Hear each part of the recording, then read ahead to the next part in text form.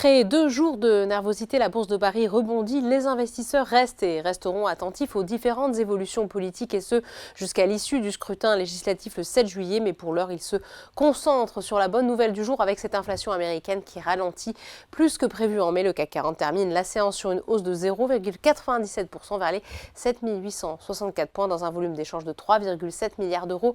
À la clôture, au chapitre des valeurs, Schneider Electric est en tête de l'indice, plus 4,76%.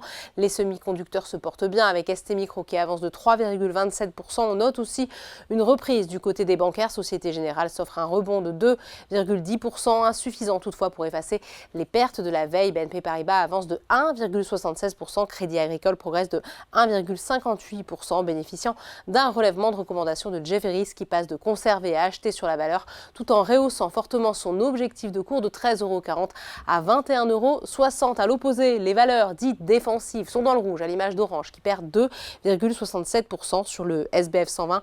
Atos annonce être entré en négociation exclusive avec Alten afin de lui céder son activité de conseil et d'ingénierie Worldgrid pour une valeur d'entreprise de 270 millions d'euros. Le titre poursuit son plongeon et lâche plus de 20% sur cette séance. À l'inverse, Ipsen progresse de plus de 4%. Le groupe a reçu hier le feu vert de la FDA, l'autorité de santé américaine, pour la commercialisation d'un médicament utilisé pour une maladie rare du foie, un médicament développé par la biotech Genfit et dont Ipsen a acquis les droits en 2021. Enfin, on termine comme chaque jour par un mot sur les marchés US. Wall Street se hisse à de nouveaux plus hauts avec un Nasdaq qui savoure l'envolée d'Apple. Le marché s'enthousiasme également du recul de l'inflation américaine en mai à 3,4% sur un an. À noter que ce soir, la Fed délivrera son calendrier de politique monétaire. Le ralentissement de l'inflation ouvre en effet la porte à une baisse des taux de la Fed. Voilà, c'est tout pour ce soir. N'oubliez pas, toute l'actualité économique et financière est sur Boursorama.